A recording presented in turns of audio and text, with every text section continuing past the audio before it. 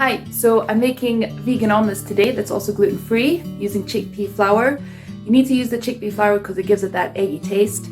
It's quite a simple recipe, but it does take a couple times to get right.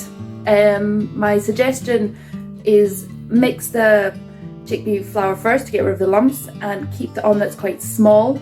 Cook them first, then add the veg. It makes it a lot easier for flipping. And don't worry about presentation. It tastes good. It's just slightly difficult to flip it to make it look really pretty, but it's amazing. Just give it a go.